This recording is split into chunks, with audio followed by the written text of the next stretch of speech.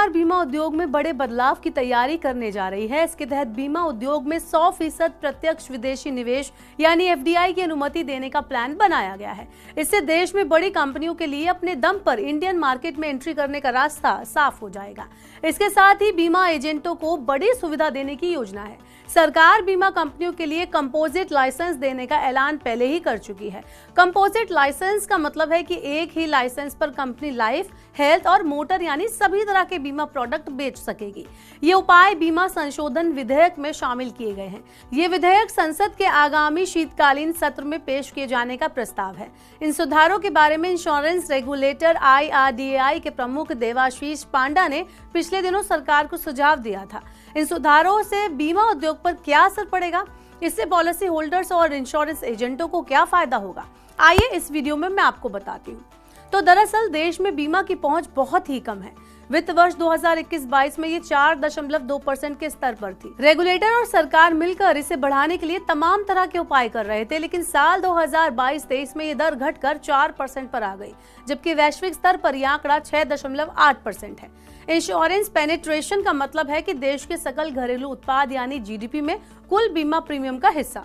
देश में बीमा की पहुंच बढ़ाने के लिए इरडा ने साल 2047 तक सबके लिए बीमा का लक्ष्य रखा। इसी लक्ष्य को पाने के लिए सरकार बीमा सेक्टर में बड़े सुधार की दिशा में आगे बढ़ रही है। सरकार ने 2021 के बजट में भी बीमा सेक्टर में एफडीआई की सीमा को 49% से बढ़ाकर 74% किया था। अभी देश के बीमा उद्योग में 26 लाइफ इंश्योरेंस, 26 जनरल इंश्योरेंस और 6 पूरी तरह से हेल्थ बीमा कारोबार से जुड़ी कंपनियां हैं, जबकि जनरल इंश्योरेंस कॉर्पोरेशन के रूप में एकमात्र री इंश्योरेंस कंपनी है। सरकार चाहती है कि देश में बड़ी बीमा कंपनियां आए और बाजार में कंपटीशन बढ़े। इसी सोच के साथ बीमा उद्योग में 100% एफडीआई की कवायद चल रही है।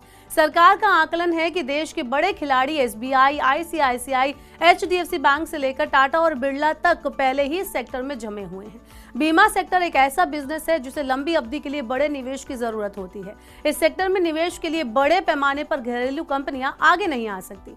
अगर इस सेक्टर में 100% एफडीआई का रास्ता साफ हो जाता है तो वैश्विक स्तर की जो पूरी बड़ी कंपनियां हैं भारत में प्रवेश करेंगी। इससे बीमा उद्योग में प्रतिस्पर्धा यानी कंपटीशन बढ़ जाएगा, जिसका फायदा बीमा खरीदारों को मिलेगा। सुधारों के तहत सरकार बीमा एजेंटों को बड़ा तोहफा देने जा रही है। अभी तक बीमा एजेंट सिर्फ एक बीमा कंपनी के ही प्रोडक्ट बेच सकते थे। नियमों के तहत जीवन बीमा एजेंट लाइफ या जनरल इंश्योरेंस में सिर्फ एक ही तरह की पॉलिसी बेच सकते हैं। हालांकि कुछ एजेंट अपनी पत्नी या परिवार के अन्य सदस्यों के नाम पर लाइसेंस लेकर दोनों तरह के कवर बेच रहे हैं। सरकार ने विधेयक में बीमा एजेंट के लिए नियमों में ढील देने जा रही है। लाइसेंस इंश्योरेंस काउंसिल के 31 अक्टूबर तक के आंकड़ों के अनुसार देश में कुल 29.71 लाख जीवन बीमा एजेंट हैं। इनमें से 14.31 लाख एजेंट सिर्फ LIC के हैं। इन एजेंटों को सभी तरह के बीमा प्रोडक्ट बेचने की मंजूरी मिलने पर इनकी कमाई बढ़ेगी। साथ ही नए लोग भी बीमा सेक्टर में एजेंट के रूप में अपना करियर बनाने के लिए आगे आएंगे। बीमा कंपनियों के लिए कंपोजिट लाइसेंस मिलने, एफडीआई की सीमा बढ़ने और बीमा एजेंट के लिए नियमों में ढील मिलने से देश में बीमा की पहुंच बढ़ेगी और आम लोगों के लिए सस्ता बीमा मिलने की राह आसान हो जाएगी। आपका क्या कहना है इस नए पहल के बारे में, आप हमें कमेंट बॉक्स में बता सकते हैं। ऐसी और वीडियोस के लिए देखते रहिए Money9 और सब्सक्राइब करें Money9 का यूट्यूब चैनल।